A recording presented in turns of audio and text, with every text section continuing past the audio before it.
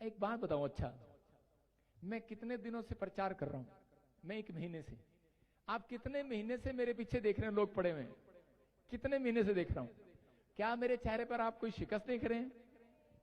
मैं क्या कर रहा हूं? मैं रोज आपके लिए हंस हंस के यहां पे प्रचार करके चला जाता हूं, लेकिन शाम को मैं भी इंसान हूं, जाके घुटने टेक कर परमेश्वर के सामने रोता हूं। लेकिन मुझे मालूम है मेरा परमेश्वर जिंदा है और जिंदा आसमान पर है। आमीन। बोलो हालेलुया। हालेलुया। परमेश्वर ने मेरे अंदर आनंद भरा है। मैं कह रहा हूं कि आज आप तकलीफ में हो सकते हैं, लेकिन जब आप पवित्र आत्मा की बातों को, आवाज को सुनेंगे, जब परमेश्वर के दर्शन को देखेंगे, आप जहां भी जाएंगे परमेश्वर का आत्मा कह रहा है आनंद आएगा, आनंद आमीन। आनंद आएगा। कहता है आज परमेश्वर से दर्शन मांगो, परमेश्वर से, परमेश्वर की आवाज को सुनो। पवित्र आत्मा उनको आवाज सुनाना चाहता है जिसने अपने अंदर से लोभ को खत्म कर दिया है, अपने अंदर से कहता है उस चीज को खत्म कर दिया है जो परमेश्वर से आपको अलग करती है, उसे नाले में फेंक दो। कहता है जो आपको परमेश्वर से अलग करती है चीज, कहता है उसको छोड़ दो, अपनी जिंदगी से फेंक दो। परमेश्वर का आत्मा कह रहा आज ही कुछ अद्भुत होने वाला यीशु मसीह के नाम में। आज हो सकता है आपके पास सोना है। देखो कितनी औरतें सोने की चैन लेकर आई हैं, क्या प्लीज बताएंगे? हाथ उठा के नहीं लेंगे आपसे, हाथ उठा के बताओ कितनी औरतें चैन, कितने आदमियों के पास सोने की चैन है गले में? हाथ उठा के बताओ। अरे निर्दयी बताओ एक भी नहीं उठा रहा। मैं पूछ रहा हूं आपके गले में सोने की चैन है? लेकिन जिसके गले में सोने की चैन है वो बार वो, लेकिन उसको चैन नहीं है। जब सोना पहन तो लेते हैं, बार बार निकाल निकाल के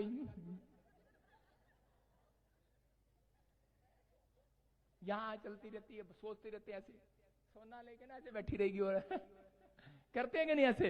इसके अंदर सोना तो है लेकिन चैन नहीं है। कह रहा चैन तो है गले में लेकिन चैन कोई और ले गया है। कह रहा लेकिन आज रात आपका खोया हुआ चैन वापिस आने वाला चर्च।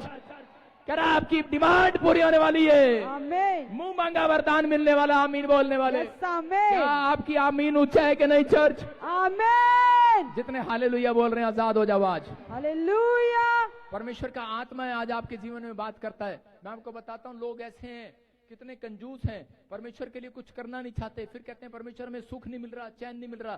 परमेश्वर ने आपको मसीह में इसलिए बुलाया, आपका बिजनेस बंद था अब बिजनेस चलेगा, आपका गाड़ी नहीं चल रहा था अब चलेगा, आपके जीवन में आशीष आएंगी।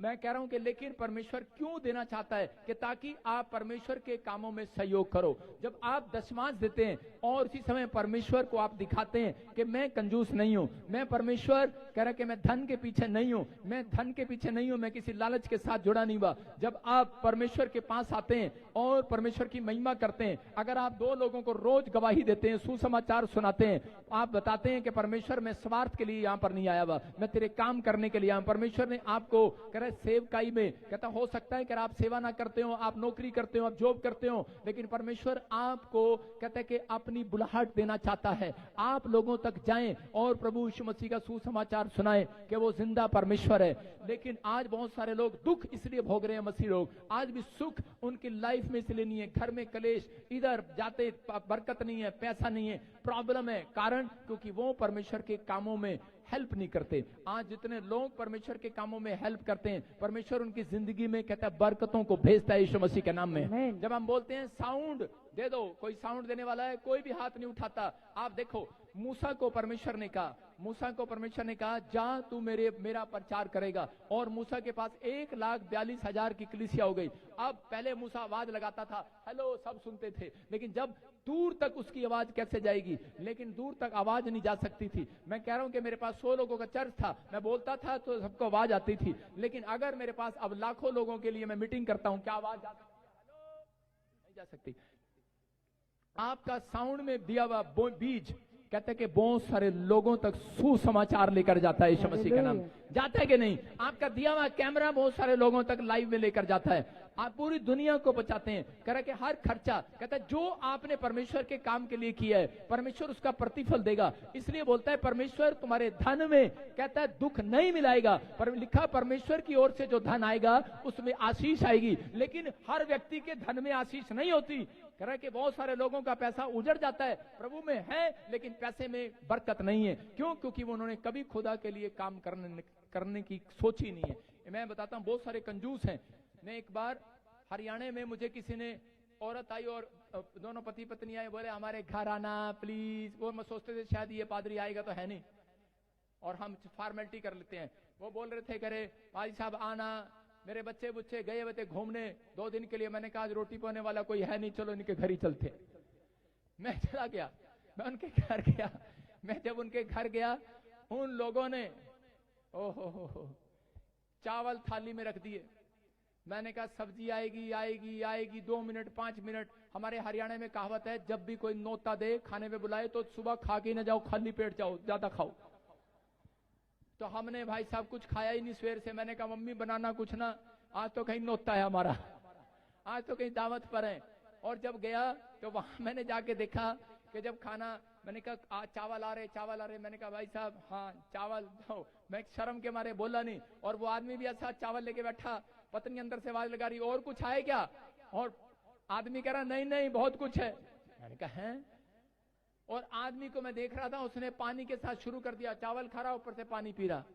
मैंने कहा लगता है भाई इतनी देर होगी, 2 बज गए, पेट का बाजा ना बजे, चावल ही खा लूं और चलता बनूं यहाँ से। मैंने भाई साहब वो चावल ही खाने शुरू कर दिए, पानी पीना शुरू कर दिया। और जब खा खो लिया, थोड़ी देर में आवाज आ रही, मुर्गा ले आऊं क्या, मुर्गा ले आऊं क्या?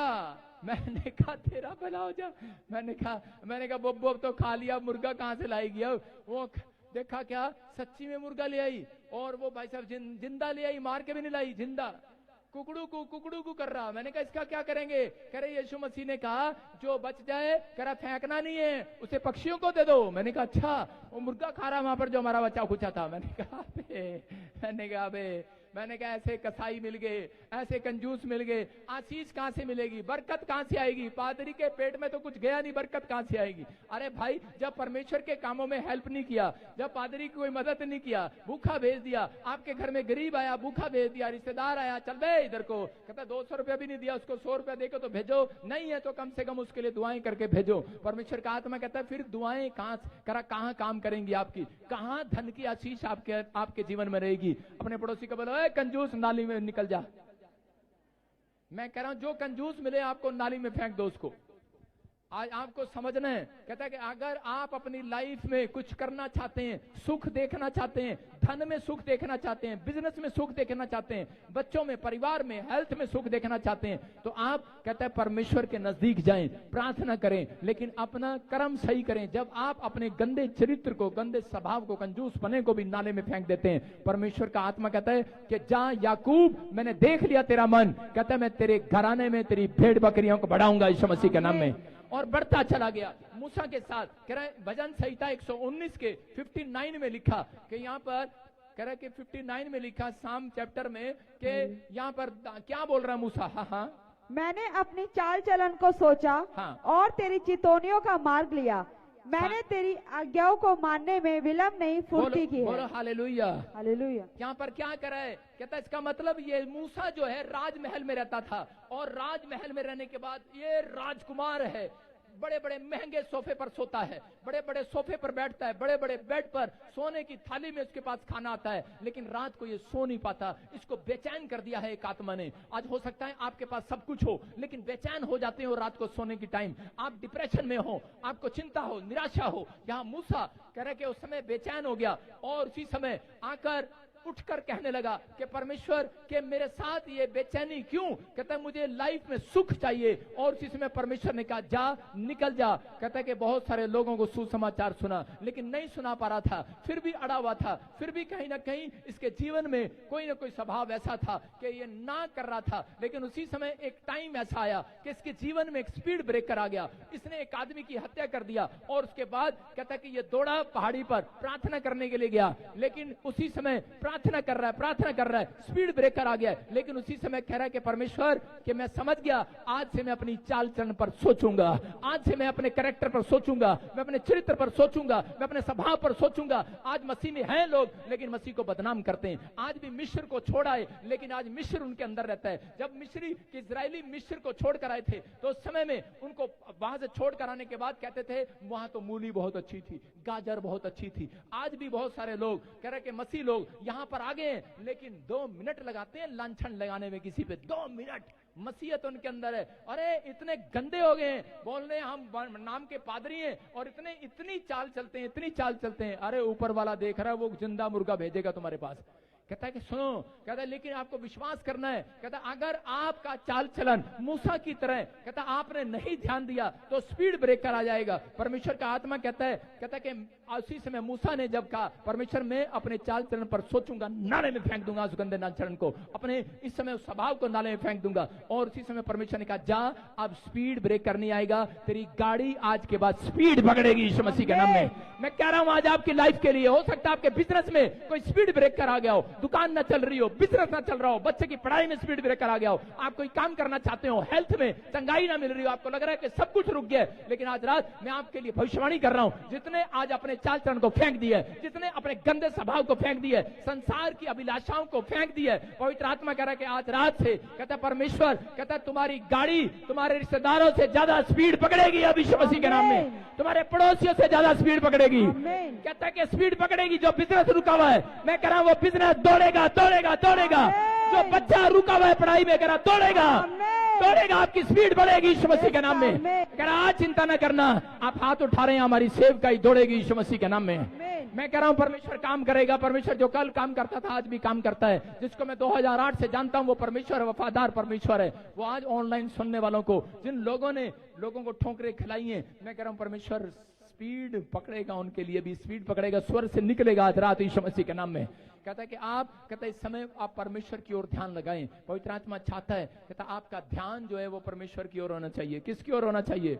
कहता है परमेश्वर की ओर। जो लोग टाइम निकालकर खुदा का काम नहीं करते वो बेचैन रहते हैं, ये लिख लेना, याद रखना, जो टाइम निकालकर खुदा का काम नहीं करते, कह रहे कि वो बेचैन रहते हैं, ज्यादा वो गरीब रहते हैं, कर्जे और बीमारी में रहते हैं। लेकिन जो लोगों के जीवन में कह रहा आत्मिक अगुवा नहीं है वो भी बेचैन रहते हैं। लेकिन ये फैसला आपको लेना है कि मुझे आत्मिक अगुवे के पीछे चलना है कि नहीं चलना है। लेकिन अगर आज आप विश्वास कर रहे हैं परमेश्वर का आत्मा आपकी जिंदगियों में कह रहा कि जो स्पीड नहीं दौड़ रही गाड़ी, जो बिजनेस स्पीड नहीं दौड़ रहा, जो आशीष स्पीड से नहीं आ रही, जो गवाइयां स्पीड से नहीं आ रही, मैं कह रहा हूं स्पीड से आएंगी यीशु मसीह के नाम में, स्पीड से आएंगी यीशु मसीह के नाम में। आमीन बोलने वाले आजाद हो जाओ आज।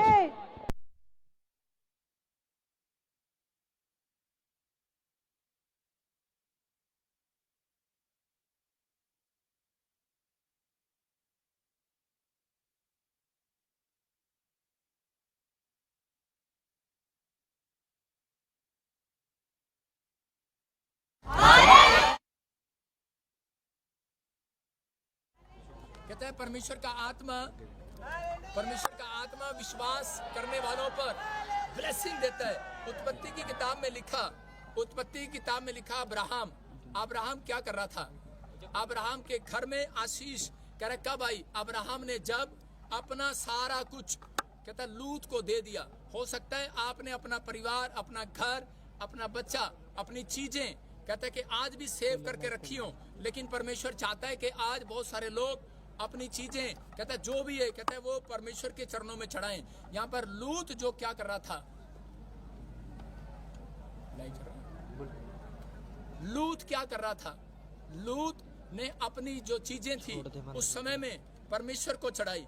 और लूत ने जो क्या किया, लूत ने उस समय में जो चीजें थी वो परमेश्वर को चढ़ाता तो था, लेकिन उसका मन अच्छा नहीं था। और वो अब्राहम को जाकर कहने लगा, कह रहा अब्राहम कहता है कि मेरी लाइफ में कहता है बहुत सारे वॉलंटियर झगड़ा कर रहे हैं, भेड़ बकरियां हमारी बढ़ गई, हमारा घर बढ़ गया है। लेकिन उसी समय परमेश्वर के आत्मा ने उनसे बात किया और कहा, कह रहा कि अब कहता बेटे हमारा भेड़ बकरियां बढ़ गया है, घर बढ़ गया है, सब कुछ हो गया है, लेकिन आपस में लड़ाई झगड़ा हो रहा है। इसलिए कह रहा है कि अब तू एक काम कर। उसने कहा अब तू एक काम कर और अलग हो जा, यहाँ से अलग हो जा। और उसने जब उसको अलग किया, उसने अपना महंगा सामान, महंगी चीजें उसने परमेश्वर को चढ़ा दी, उसने परमेश्वर के लिए चढ़ा दी। मैं आज उन लोगों से बात कर रहा हूँ जो लोग इस समय ऑनलाइन जुड़े हुए हैं, जो लोग ऑनलाइन देख रहे हैं, जो लोग चर्च में खड़े हैं, परमेश्वर उनकी जिंदगियों में चमत्कार कर रहा है, आशीषें दे रहा है यीशु मसीह के नाम में। सबको जय मसीह की। मैं जतिन बब्बर और आप देख रहे हैं मसीह परिवार चैनल। जैसे कि आप सब जानते हैं कि मैं इस चैनल पे प्रभु के अलग अलग दासों की वीडियोस डालता हूं, तो अगर आपको हमारा चैनल अच्छा लगता है तो आप इस चैनल को ज़्यादा से ज़्यादा सब्सक्राइब जरूर करें, ताकि आप प्रभु के वचन को सुन सके। वीडियोस को ज़्यादा से ज़्यादा शेयर करें ताकि जिन लोगों तक वचन नहीं पहुंचा उन तक भी वचन पहुंच सके। सबको जय मसीह की। एक बार मैं आपसे दोबारा कहूँगा कि इस चैनल को सब्सक्राइब जरूर करें और वीडियोस को ज़्यादा से ज़्यादा शेयर करें। जय मसीह की।